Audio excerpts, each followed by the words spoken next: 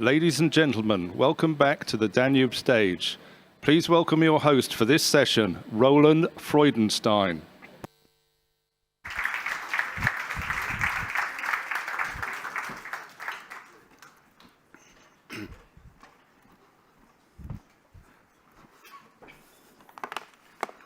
So, hello and welcome, and can I ask our panelists to come? I'm Roland Freudenstein, Vice President of GlobSec and Head of GlobSec Brussels. And we have Rachel Rizzo, who is a Senior Fellow for Europe at the Europe Center at the Atlantic Council in Washington. Next to her, we have Samir Saran, who is the President of the Observer Research Foundation in Delhi, host of the famous Raisina Dialogue. And last but not least, Huang Yanzhong, who is Senior Fellow for Global Health, but he has strategy written all over his CV, believe me, at the Council on Foreign Relations in New York. A big round of applause to our speakers.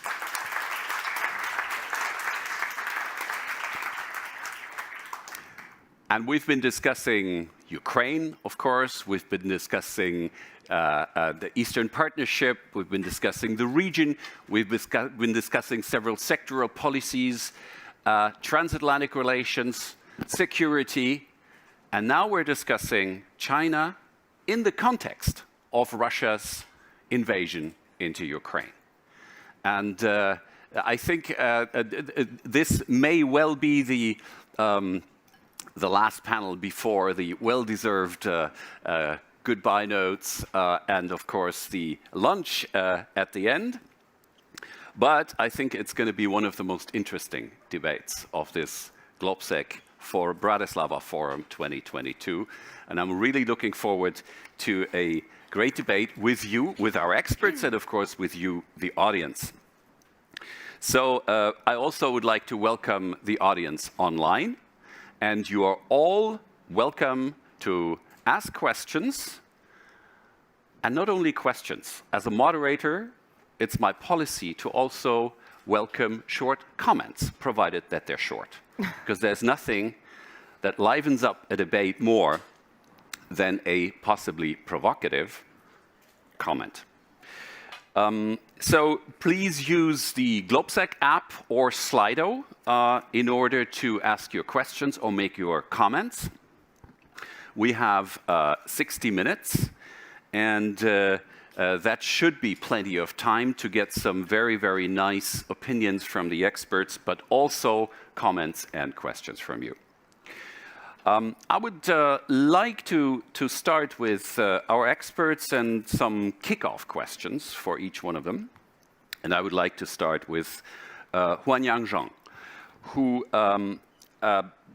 has been talking very much about health policy at this conference so far. But I would like to ask you, well, how did Beijing, how did the Chinese government position itself exactly in the Ukraine war?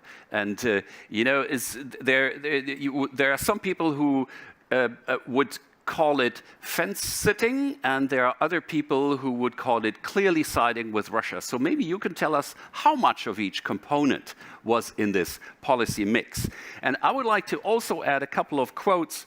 Please remember that on 4th of February, at the beginning of the Beijing Olympics, Xi Jinping and Vladimir Putin, in a joint declaration, talked about the bonds have no limits between China and Russia, and relations are much closer than during the Cold War. Well, admittedly, during the Cold War, there were some tensions sometimes.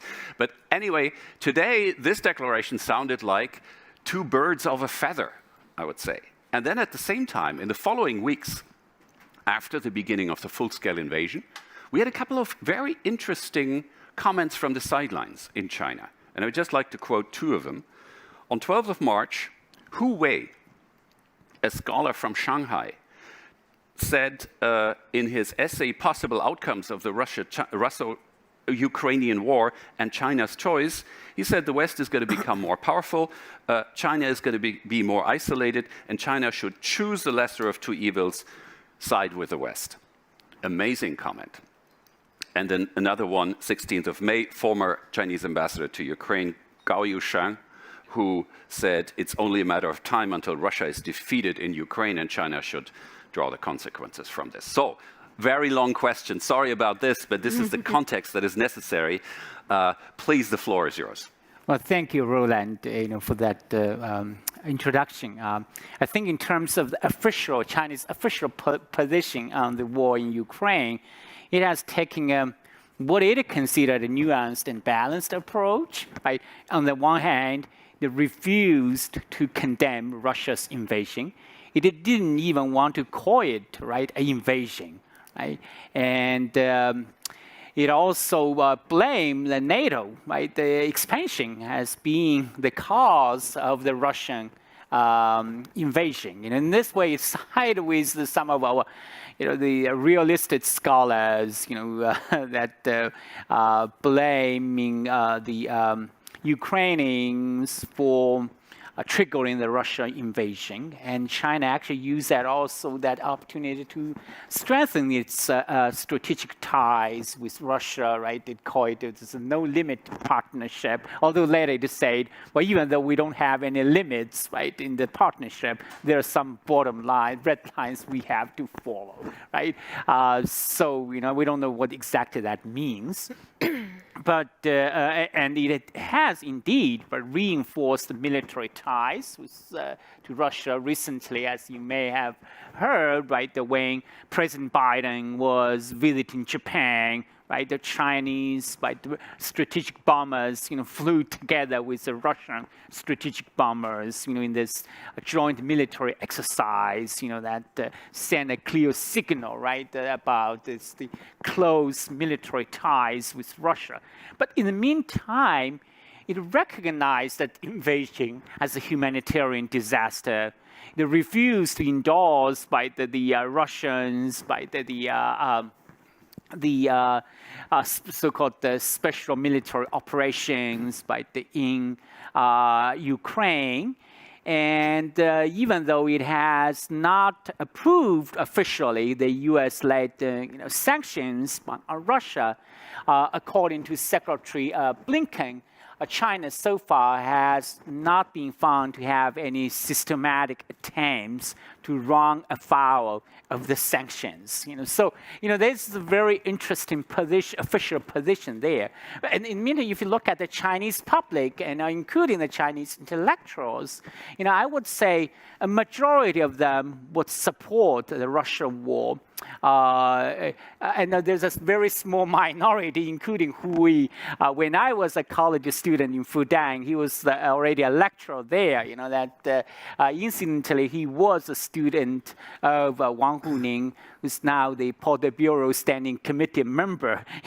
Sometimes you wonder, when he made those remarks, seems to be not aligned with official positions. Does that mean, well, there's a difference, among, even the top echelons, on what position China should take under the war. But the public, in terms of the public opinions there, at least in the beginning stage of the war, is overwhelmingly supportive of Russia.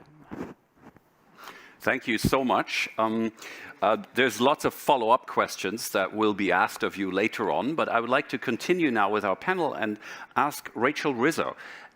Rachel, can you give us an overview of the actions, the thinking in Washington, the Biden administration's reaction, and maybe its attempts to actually influence the Chinese positioning vis-a-vis the Ukraine war? And we all remember that it's an open secret that the U.S. government actually furnished intelligence to the Chinese government before 24th of February, saying, watch what is coming. And would you please at least withdraw your support of this? And it seems like the Chinese government passed on the intelligence right away to Moscow. But Rachel, so what really happened here in Washington, and also what is the thinking in the Biden administration about this? Well, I think when it comes to how the Biden administration is thinking about China's, say, lessons learned from the Ukraine war, you have to take a few steps out and look at this as a much broader picture. And that picture is that it's important to remember that the idea, the vision that underpins Biden's foreign policy worldview is this existential struggle between democracies and autocracies. You hear him use that framework over and over again in many of his speeches, right? This was one of the opening speeches that he gave to a joint session of Congress just maybe a month after he took office last year. And this isn't just a goal of making sure that democracies deliver for the people and work for the people within them, but it's to make sure that the institutions and organizations that democracies both create and work within are attractive enough and work well enough to pull maybe non-aligned countries towards the West instead of, for example, towards China. So when you look at Biden's approach towards China more broadly, it really is a continuation of Trump's strategy, ... but with allies. So continuing this tough approach to China, but not doing it through the lens of America first, but doing it in concert with our allies and partners across the globe. So you look at Biden's continuation of Trump-era tariffs. You look at the executive order that Biden signed last year prohibiting Americans from investing in, I think it was 59 Chinese companies that have ties to the Chinese military. Blinken gave a major China speech just last week at George Washington University. There was an announcement this week to continue trade talks with Taiwan. And then Biden, of course, just made his first trip to the Indo-Pacific region where they announced this Indo-Pacific economic framework, which is unfortunately not really a trade deal, but opens up cooperation on things like trade and supply chain, kleptocracy and corruption and other things. I think it's also important to look at the language that the Biden administration uses when it comes to China. They don't use the word cooperate, they use the word collaborate, and that's very intentional. It's good to remember that we have midterm elections coming up in November, and so there's not a lot of room for the Biden administration to move too much on China policy. And really, there's not that much that he could do at this point that would make his administration, I think, more attractive or less dangerous as some right-wing folks in the United States might see it. And so I think the reaction to how the United States has approached China in terms of the Ukraine crisis is just a continuation of this much broader strategy. And we all remember Henry Kissinger's famous strategy of the 1970s to actually overcome the tension and the antagonism between the US and China in order to mobilize China against the Soviet Union, which was considered historically successful. And then in the last couple of years, just remind you of French President Emmanuel Macron, who quite openly advocated doing what I would call the reverse Kissinger, which is to, somehow overcome the tension with Putin's Russia, despite Putin, or at least signal that with some future Russia, we want to have very good relations in order to somehow break the Sino-Russian alliance and pry Russia away from China. And then we have, and this was by some experts and pundits and even politicians in Europe and the US proposed very clearly over the last couple of months, we have this idea of doing the reverse Kissinger. In other words, now going back to trying to make China an offer that they cannot refuse. In trying to get more support for the Western position on Russia's war in Ukraine, and of course less support for Putin. So, Rachel, can you just give me a short analysis of these ideas and how powerful do you think they are? Well, that's a really good question. I think in the United States, it's a little bit fanciful to think that we are going to approach China and somehow convince them to maybe not tacitly support Russia, but completely turn away from it. That's basically saying, hey, can you help us defeat Russia so that we can turn our attention to you? I don't think that's very realistic. I will say it's been interesting in Washington to see sort of different camps emerge in terms of policymakers and foreign policy thinkers, where the war in Ukraine has basically awoken this sort of classic transatlanticist wing of the foreign policy establishment, which is a group of people that have said, look, we told you so, we've been telling you so. This rebalance in the Indo-Pacific region has made us weaker in Europe, has made Europe more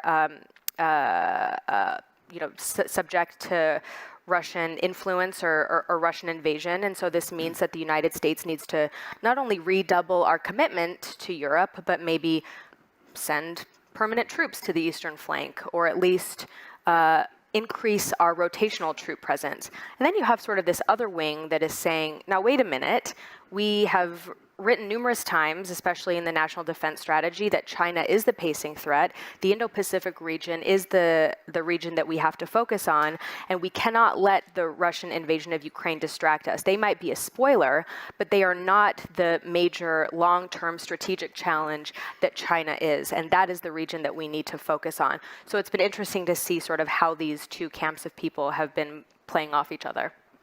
Thank you so much for this insight. And I would like, before we come to audience questions, I would just like to ask Samir Saran about a couple of more questions about China. First of all, the future of the China-Russia relationship. I mean, what's ahead of us there?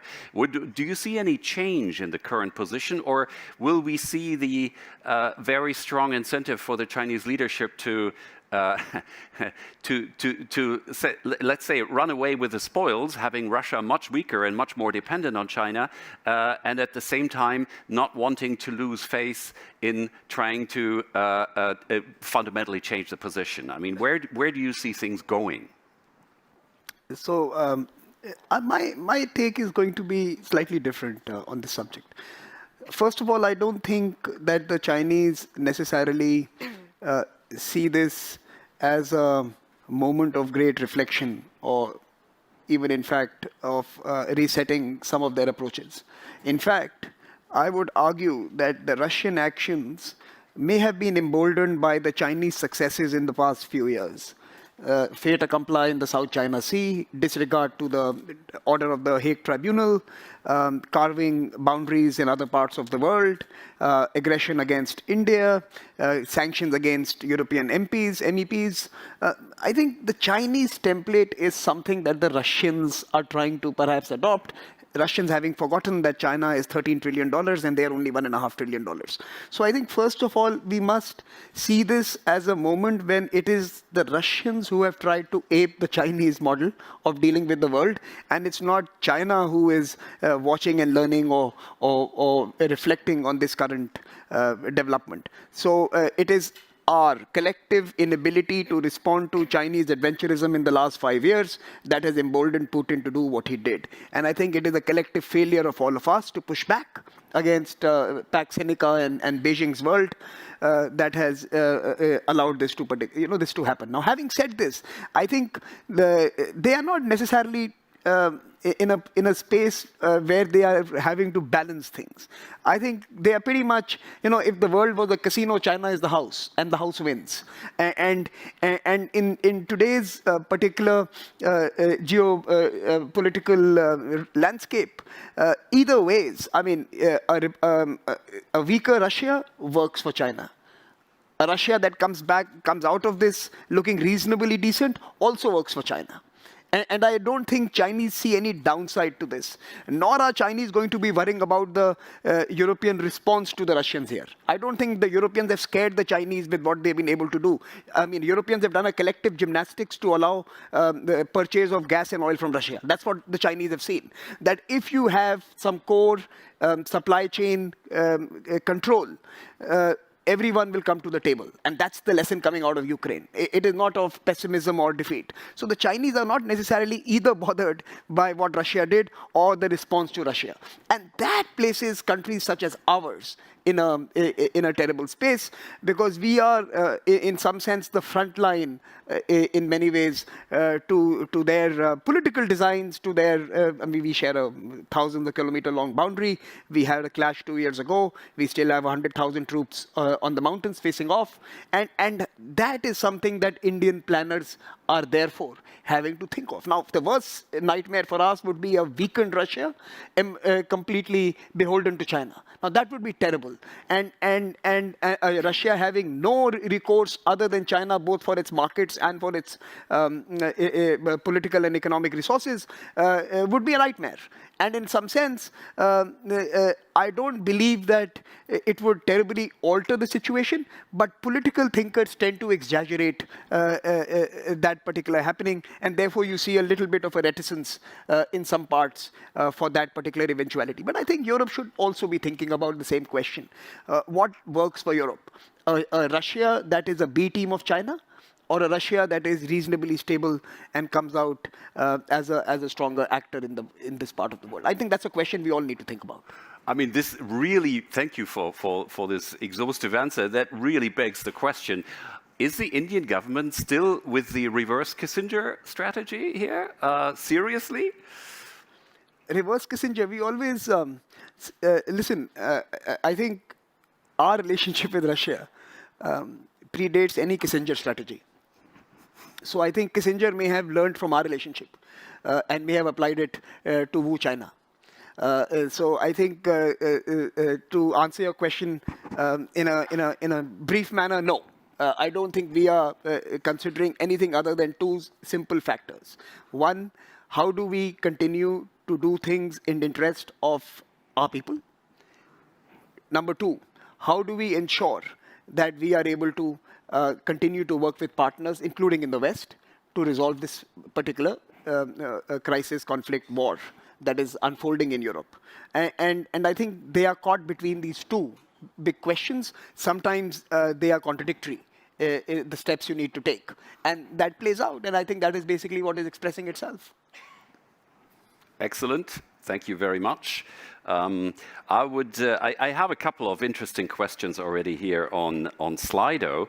I would like to, yes, you're also welcome to raise your hands, but give me some 10 minutes maybe to deal with the questions I already have, and then we come to direct questions from the audience. Giga Turk, are you here? Would you like to ask your question? Can you give the microphone to this gentleman here? Giga Turk from Slovenia. I'm reading, the Chinese English version of what you would have as Economist or Time or Newsweek. And there was a very interesting article. There was a round anniversary of Nixon's trip to China. And what the Chinese authors very much pushed forward was this wisdom at the time. There was even, I think, a quote either from Mao or from Kissinger saying, well, we have totally different systems, but we can cooperate. If you frame the global struggle as a struggle between democracies and autocracies, it somehow implies that democracies would like to change the internal system of autocracies to be more like us. And that, of course, invites the kind of defensive position in those countries. And I'm wondering, why not return to the good old European Westphalian principles? Let have each country their own religion and their own way of organizing themselves, and let's try to work the international peace around these lines. I could see Samir nodding slightly, but I want to give the floor to Rachel, because I think most of all this is for you, and then our other colleagues can chime in. Rachel. Sure. So yes, I agree with you that the framing of autocracies versus democracies can be pretty zero-sum. And I don't think that's necessarily helpful. I think a better way to frame it would be strengthening democratic institutions and not framing it as an us versus them or democracy versus autocracy. So when you look at Janet Yellen, for example, recently has talked a lot about reforming Bretton Woods institutions, looking at strengthening NATO, for example, strengthening the European Union, strengthening different Western institutions so that they are not only more attractive to the countries that comprise them, but like I said before, more attractive to countries that might have a decision to either turn west or turn east, and that's what I think it comes down to. I also think it's really important when we have these discussions about reforming institutions that we include discussions with non-aligned countries, because I think over the last 20 years, while the United States has been fighting wars of choice in the Middle East, it's been a really good opportunity for countries like Russia and China to make pretty good friends with countries that would have been very helpful for us in the current situation, and that's our mistake. Samir? I'm comfortable with the framing, autocracies versus democracies, provided the club of democracies deliver. And I don't think they are. If you look at the countries that are part of the group that is sanctioning Russia today, and go back 1 year, and look at the countries who were vaccinated first, they would be similar. Now you're expecting those who you left to their own during the worst period in their lives, when the pandemic was upon them, the club of democracies didn't nearly serve them. So, democracies versus autocracies work when democracies deliver to other democracies, and they have failed to deliver. And the last 2 years, Afghanistan, happenings in Asia, allowing folks to change the political map of the world, tells you that the club of democracies is on feeble ground. Yes, we must strengthen it, and I'm comfortable with that framing, provided we get our act together. Well, I totally agree with that. This is the principle, right? The seeking common grounds, and allow the differences, to be present. That's what I believe Zhou Enlai, the former Chinese premier, said. That it's China certainly would like that idea, but in the meantime, when we talk about how the ideology became such a dividing factor here, is that certainly the United States this is how perception matter, right? U.S. perceived China as a threat of the rules-based international order, which happened to be also liberal international order, right? And for China, as President Biden has pointed out, it also tried to portray what this relationship, right, as an ideological competition, right, between the United States and China, right? According to President Biden, right, basically President Xi told him, that there's no future for democracy, right? Because democracy requires consensus, but in a rapidly changing world, right, the autocracies will do a better job, So it's not just that the U.S. Try to ideologize, insult this ideological divide here. I think China also contribute to that divide in this way. Excellent point. I was actually going in the same direction. I may abuse of my moderator's rights here a little bit by also answering Giga's point. Look, I would fully agree with Huang Yanzhong that it wasn't the West that picked this fight. If there is a Cold War 2.0, let's go back to the mysteriously sounding document number 9 in 2013. And please, this was a Chinese Communist Party document, which defined the West as the total enemy, not because of what the West does, but for what the West is, for constitutionalism, free media, freedom of opinion, freedom of association, and checks and balances. These were defined as the mortal enemies of China at a time when the West was still completely on this, as we know today, illusion that we could actually come to a very constructive relationship with China and build the world together. with China. And so, we didn't start the fire. I mean, that's one. The other point, I think, that is important to make here is, it's not about democracy export. It's not about throwing a political system on people that don't want it. It is about supporting Democrats. I would like to talk about the global solidarity of Democrats, not democracy promotion or democracy export. And the global solidarity of Democrats is very simply, if a young person from Hong Kong asks me, "You live in a free country, I don't, can you help me?" The last thing I will say is, "No, I can't." It doesn't have to be the 82nd Airborne Division descending over Beijing or something. But it could be a Fulbright scholarship or one of the Konrad Adenauer Foundation, for example. But this global solidarity of Democrats, I think, is absolutely essential, and we should not confuse it with the alleged moral imperialism that the West is being accused of. So, then I would like to come to, actually, Charles Tannock. You had a very interesting question. Can anything change the Indian government's attitude about the war in Ukraine, about the question of, somehow appeasing Russia? Charles, are you here in the room? Right. Can he get the microphone? Yeah, I'm a very long-standing friend of India. In fact, I founded the Friends of India in the European Parliament 20 years ago, so I have been disappointed that India is a mature democracy which upholds international law, but it's refused to get off the fence and condemn naked aggression against a sovereign state, which is actually committing effectively a form of genocide against Ukraine. So I would appeal to the Indian government to speak as a democratic nation, it is the largest democracy in the world. And my other question, which I will take this opportunity to ask very quickly, BRICS, it's a word we hardly hear these days. It's interesting, they've all stuck together on the issue of Russian aggression. India, China, Brazil, South Africa. Is BRICS something meaningful again, and will it expand to another country? Which one will that be? Samir? I think his one question is to the Indian government, the other is to the Chinese government, which is the presidency of the BRICS this year. But I think BRICS will certainly face difficulties in evolving as a group. This was mentioned by an official Indian statement, in fact, by the Foreign Minister of India who spoke yesterday. So I don't really want to go into that subject. He has already responded to that.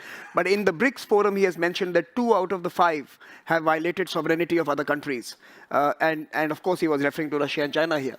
And therefore, one of the key cornerstones of BRICS, which was respecting sovereignty, has already been violated. Now, I think BRICS is going to have to really come up with some miraculous evolution for it to continue to grow. It may be able to attract others who may not be on the right side of history, or maybe they might be on the right side of history. They may be able to attract them, but I think it will certainly go through a period of turbulence in the discussions. On the question of the Indian position, I think as a parliament, as a friend of India, you have access to those on power. Let me just give you a different take.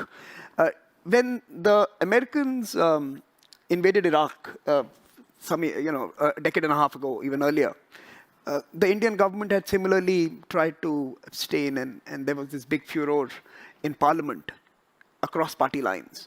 And they were forced to issue a statement condemning American aggression.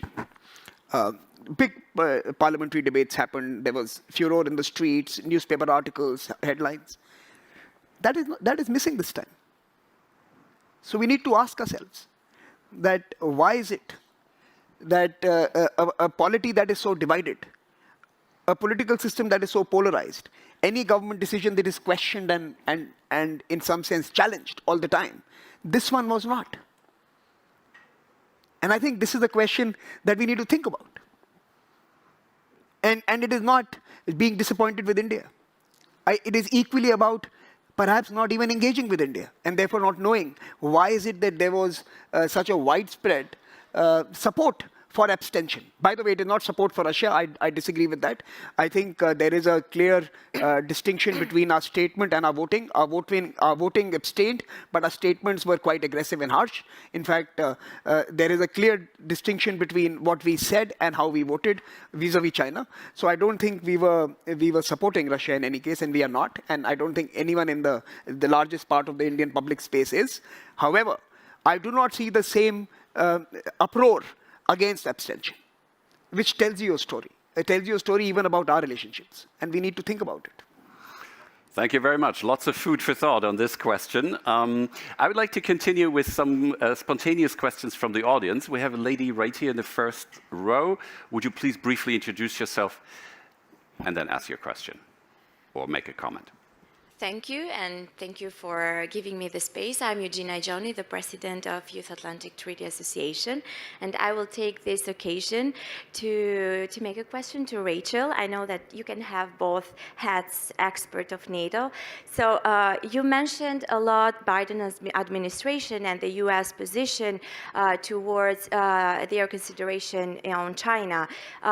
Taking account that we are just 3 weeks ahead to NATO Madrid summit, in your opinion, will there be a change of narrative or a change in the position that China will have towards NATO and the whole alliance? So thank you very much. Rachel? Sure. So, as we all know, major NATO summit coming up at the end of June. Not only are we going to be talking about the accession of Finland and Sweden into the alliance, but NATO is going to be releasing its new strategic concept, which is basically the vision that guides the alliance over the next 10 years. And as we all know, the last strategic concept was released back in 2010. It's woefully out of date. The word China isn't mentioned a single time in that one. And so over the last 6 or 7 months or so, as the conversations on what the next strategic concept will look like, those conversations have focused heavily on how China might be represented and how the alliance will be thinking about China. But I think the Russian invasion of Ukraine has done a couple things. First of all, it's focused NATO in a way that it hasn't been focused for a long time. I think since, well, I would say maybe around 2001, the alliance has sort of drifted a little bit, struggling to find a real purpose. It has found those purposes, but what it stands for, I think, as a military alliance or an alliance of countries with similar political views and democratic tendencies, I think what this invasion has done is focus NATO again on its eastern periphery. But what I think it's important to remember is that the strategic concept is not meant to last a week. It's not meant to last a month. It's meant to last for the next 10 years. And so while there might be a situation where this concept focuses more on Russia than we might have anticipated, I think China will still be present there given the fact that it is going to be a strategic challenge over the next decade. And as Jens Stoltenberg has said numerous times, NATO talking about China is not trying to push NATO into the Indo-Pacific region. It's a reaction to China's inroads into Europe technologically, economically, politically.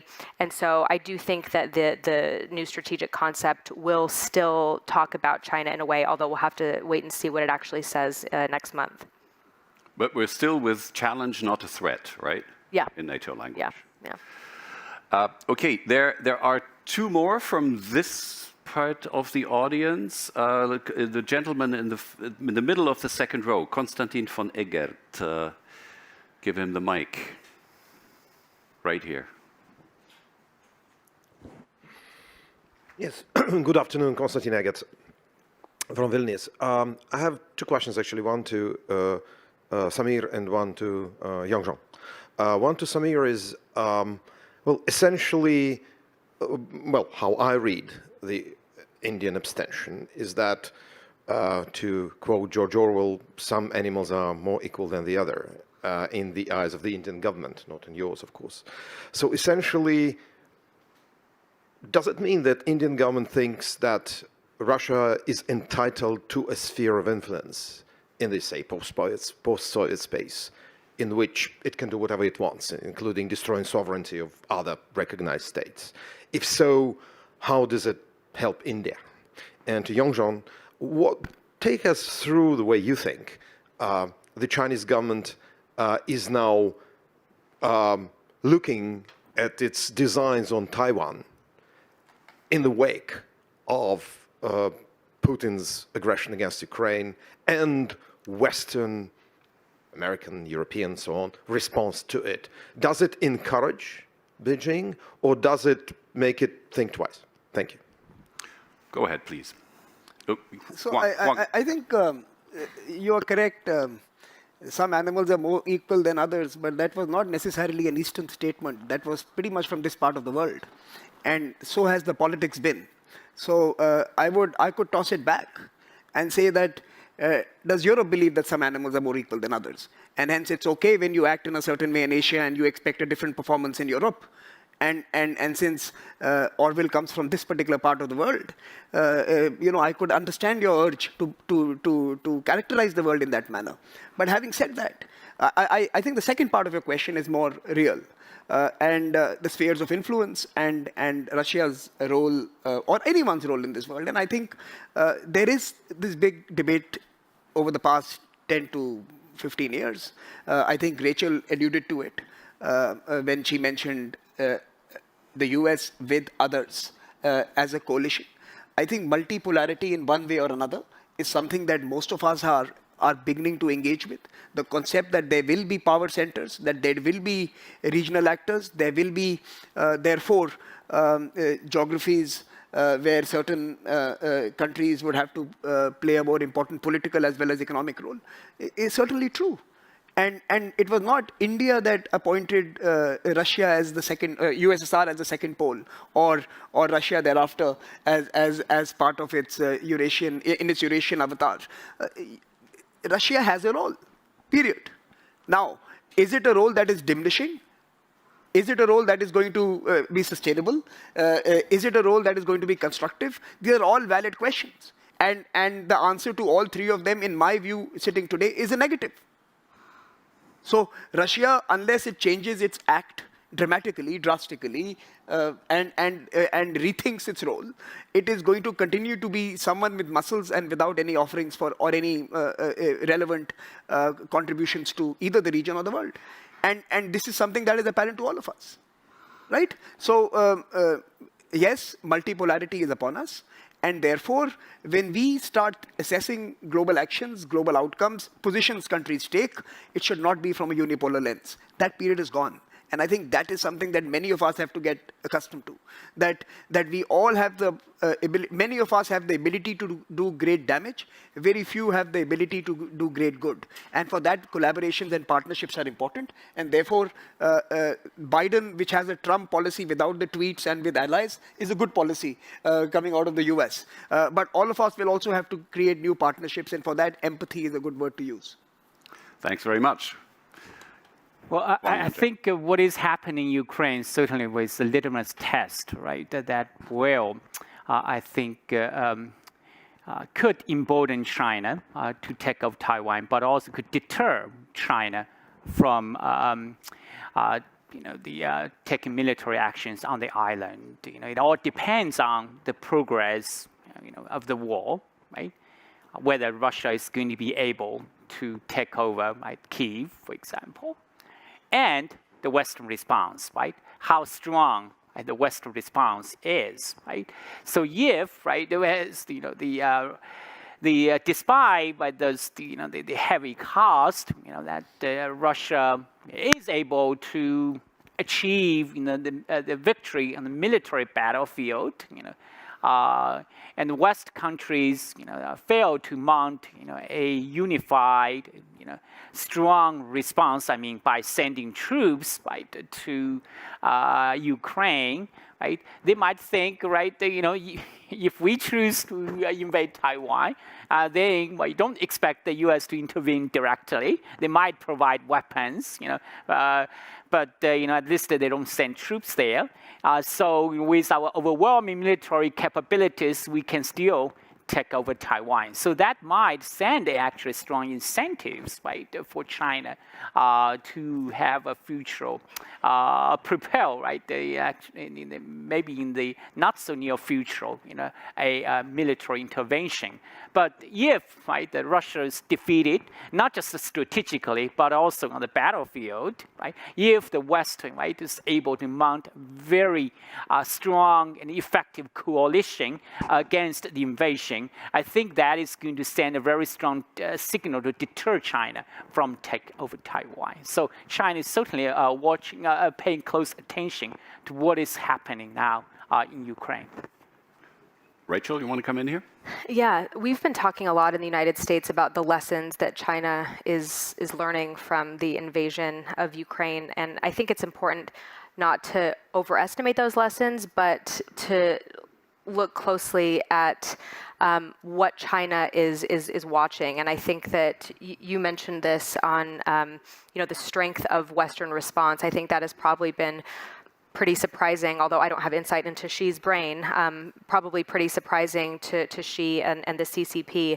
But I think there are a couple other things to look closely at. I think China understands that its power and its growth is predicated on its integration into the global economic system, which means that it needs to be able to insulate itself from future sanctions should they appear. And that means that it sort of takes this dual circulation policy where it encourages exports, but it's also working on becoming more self-sufficient to be able to shadow itself from sanctions should it ever become necessary. I think it's also looking at the way that Putin has used nuclear saber rattling to his advantage in the Ukraine crisis. That's basically been a scenario where just the threat of the use of nuclear weapons has been able to deter future U.S. Not influence, but integration into this into the war in Ukraine, and I think it probably underscores China's goal of modernizing its nuclear weapons. So those are just a couple things I think to look at. Just a quick word. Very quick. I think if you are a betting person, you will be betting on thousands of Chinese currently knocking heads, finding ways to bypass the SWIFT. I think that's something that they are going to be working on. That would be their obsession. Internationalizing their currency and bypassing SWIFT. Nothing else that Europe has done is going to tickle them. It's all very good. Solidarity, transatlantic euphoria about being one again, conferences, and no. Nothing that you have done on the ground against a $1.5 trillion economy is going to even tickle them. They know that one thing that the prize jewel, which is gas and oil, you have not been able to disturb. Chinese has a whole treasury of those prize jewels. They control so many supply chains that they know that it will be impossible for a coalition to emerge. We have seen, in fact, on the other hand, Europe over the last 5 years, US over the last many years, bending over backward to allow trade to continue, even as politics was going downhill. And that is the lesson they have taken. Again, let me go back to my original point. It is the Chinese template that Putin is copying. China is not learning from Putin. Putin has tried to do the China on them without having the heft and the muscle. That is what has happened. Thank you so much. We have to be really, really brief. I've got 5 people on the list. Let's take them in a row. And we'll start here on the very extreme left, at least geographically. Over here. Microphone goes to the gentleman in the last row on the left. Yep. Yeah, thank you very much, Mark Clement from Slovakia. I just have a real quick question, a personal question to all of you. Basically, in the first days of the Russian invasion to Ukraine, we have seen, and people were nervous about the possible invasion also to China's to Taiwan, and because they can open, for example, a second front. What are your thoughts about this? What were your first thoughts when you heard about this in the first days? Thank you very much. Thank you. And we continue with a question with all the way in the back in the corner there. The lady. Yes. Yes. Thank you Belina, very much. of Thank course. you. Yes. Now I see you. I need to ask a question. A very short question, no remarks because of time. Rachel, we also have the strategic compass, which was adopted and launched in March, and we have moved beyond, identifying China or Russia as a challenge. And I suppose that there should be a serious and honest discussion about a threat multiplier, China plus Russia. I want to hear your comment on that. And I have a question for Samir and also for the Chinese colleague on potential risk of a military tension between India and China ahead of the Congress of the Communist Party. How do you assess a potential risk of a military tension between China and India in this year? Very pertinent questions. Thanks, Velina. And gentleman in the middle here. Thank you very much. My name is Joseph Rabina. I'm here with the young leaders. My question is to all of you. I thank you for opening the floor for multipolarity discussion, and I personally research grand strategies in conditions of multipolar systems.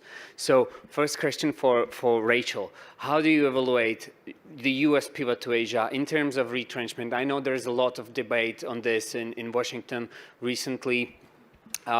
How do you think what's your thinking in Washington on containing two opponents at the same time, or is there any degree to this, to this retrenchment? I know it's a follow-up question after these two questions. And to gentlemen, please, maybe your thoughts on strategies for survival in multipolar systems and avoiding the diets, even though in terms of great power competition. Thank you very much. Thanks. And then we had a question right here in the first row. The gentleman from Spain, I believe. Thank you. My name is Diego Lopez Garrido. I'm the executive vice president of a Spanish think tank called Alternativas Foundation. I have two brief questions to the panelists. First, following the last questions, you think that we're going to have in the future a new international order similar to the Cold War? Second question, I think there is a difference between the positions adopted by the European Union and the United States in relation with China. Now, after the Ukraine war, the West is united. But in relation with China, I think that Biden defined China as a systemic rival. It's different from the European position. I think that Europe doesn't define China as a systemic rival. China is far from Europe. Then I'd like to know your opinion about this. Could be a difference between the position of Europe and the United States. Thank you. Thank you very much. And to top it off in this round, there's another interesting question on Slido from Ivana Karashkova. Are you in the room? She's not here, but I can ask it for her. So she's asking, Borrell dubbed the last EU-China summit focusing on Russian invasion to Ukraine as the dialogue of the deaf.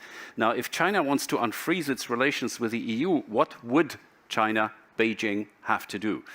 And I hope you remembered more or less the questions, but I'm not asking you to respond to every single point. So be selective, take maybe 2 points each, and we start with Huang Yanzhong. Well, thank you. I start with the last question here. What should Beijing do, right? Because in that dialogue, right, that's with Europe, it was it's a disaster, essentially, right? I think for Beijing, while they were highlighting by its own, by the national interest, the core interest, that is Taiwan, and Xinjiang. But in the meantime, you should also, right, consider Europe's, right, their interests, right? Their concerns, right? That is, how the Russian invasion of Ukraine posed, such a threat to the international security, right? So, that is something I think Beijing could have done better, but instead of, right, the threatening, right, sanctioning a country like the small country of Lithuania, right, and then pressing, right, other European countries, to rule out the country from the supply chain. That's only, right, to strengthen, right, this alliance against China. It's not going to do. It's going to be counterproductive. And secondly, what this this prospect of a Cold War with China, right? You might recall that Secretary Blinken in his recent speech that they don't want to have a Cold War with China. Right? They don't want to, actually, the U.S. doesn't want to seek change China. Well, in part, this is because they realize its limitations of the U.S. capabilities, the limits, right? So now they're trying to focus on basically shaping the strategic environment, right, of China, right, to hopefully that is going to change China's behavior, change China's policy. But that certainly, whether this is going to work is a question. And third is about this potential China, Sino-India border conflict. And I think if you consider, right, that this, the China's handling of the Russia, the crisis in Ukraine, failure, right? Its handling of its economy, failure, right? Its handling of the COVID, failure, right? So, this causing unprecedented crises for China. Potentially that could lead to a legitimacy crisis. So in that situation, as I argued in the recent Foreign Affairs article, potentially they might lead countries to rely on nationalist adventurers to divert domestic tensions. So even before, especially before the 20th Party Congress in the fall. So that makes that disputes, terror disputes, a conflict with India likely. Samir, Saran. I'm worried now. But he may be right. I think the idea that Putin is insane and Xi is a rational actor, I think has not been tested, and it's overstated in Western media. I think many of us need to start thinking about Xi as an irrational actor as well. Not because he believes he's irrational, because he doesn't fit into our frameworks of rationality. And therefore, I think Xi is seeking to become emperor for life this autumn, early winters, could eventually believe that taking risks might be in his favor. Now, I think there are two issues here. One is that we all know China is going to do things, but China is the grey rhino phenomena. We see the rhino charging, and yet we are unable to do anything about it. We know that China is going to do something on Taiwan. We will continue to have conferences that will discuss what we should do when it does it. We know it is going to attack its neighbors, and we continue to discuss the response rather than respond to it. And I think China has because of its sheer size, it has the grey rhino momentum. It is upon us before we are able to respond. I think be it Taiwan, be it South China Sea, be it the Himalayan borders, China is a likely aggressor, and we have to start thinking about preparing for that aggression. And I think that responds to the Taiwan question also that my friend had asked from that side of the room. On survival strategies, I think a new international order is important, and it is already upon us. We have not been writing it. Someone else has been. I think it is time that we first stop defending the incumbent order because it is not working. We understand that it has lived its utility, it served us well, but it is time to invest in a new project, new partnerships, and new formats. I think we will have to perhaps look at plurilateralism, small groups initially, make it attractive, promote those, bring larger people into the tent, and create a system that can prevent extreme actors from taking liberties. We will have to first create the fence where we will protect the kingdom, the liberal order. But currently, I think it's a fair game. Anyone is playing with it. And the survival strategy has to be to invest in the building blocks of the new system? Could it be, could this moment, the new EU-US solidarity, or rather the re-engagement with Taschen be that moment? Could Quad be one of the initial signs of a new order in that part of the world? But I think we will have to look at these smaller groups because the world has become too bulky to manage too many political agendas through any unified framework. So yes, I think that's the survival strategy. Thanks very much. Rachel, over to you. Sure. So these are all really interesting questions. I'll start with the strategic compass. This was, a document that came out a couple months ago, and it sort of paints a vision for the European Union, looking at it as an economic player, a security player, deepening partnerships around the globe. I haven't read it closely enough to know if it talks about Russia-China cooperation, but I do think the EU-China policy is a really interesting issue to discuss, because I don't think that we're ever going to be in a scenario where we have total EU unity on how the continent should approach China. But I think we are seeing increased pressure coming from specific states. Just this week, we saw the EU-Taiwan trade and investment dialogue, which is focused heavily, as you would imagine, on semiconductors, export control, investment screening, and the like. The EU is pushing Taiwan to decrease its outbound investments to China. China is not happy about any of this, as you can imagine. And I think in general, the bloc might be loosening its stance on Taiwan a bit after Lithuania opened a Taiwan trade office in Vilnius and found itself in the crosshairs of a China trade spat. You saw statements come out of institutions around the EU saying that certain states could decide to pursue their own policy with Taiwan if they chose. And that's a big step. That's not something that has been discussed in that way in the past. But so I think the EU needs to get the high-level stuff right, things like tech regulations, things like figuring out ways to support countries like Lithuania that find themselves on the receiving end of Chinese economic backlash. I don't think it did a great job of that. It could do better. In terms of the US pivot to Asia, I think the US response to Ukraine has been strong, and we've been a leader and able to create unity around multiple rounds of sanctions and sending military aid and foreign aid to Ukraine. But I think that we need to be honest with ourselves about where the United States strategic focus is heading, and that is towards the Indo-Pacific region. When you look at someone like Jake Sullivan, or when you hire someone like Kurt Campbell, who is a major player in this space as the Indo-Pacific coordinator in the White House, that goes to show just how seriously this administration is taking China as the pacing threat and the region as the pacing strategic challenge. So while the United States has been able to pivot a little bit back to focus on Russia, I think we need to be pretty honest about the fact that our long-term focus will be continuing to focus on the Indo-Pacific, and we're not going to see a scenario where we need to figure out a way to provide equal resources to both theaters. Which brings us to the end, and I won't let you go for two reasons. One, my famous takeaways at the end. Don't leave home without it. And the second one is, of course, please all stay put for the final remarks, the closing of the conference by Robert Vass in a couple of minutes. Now, takeaways.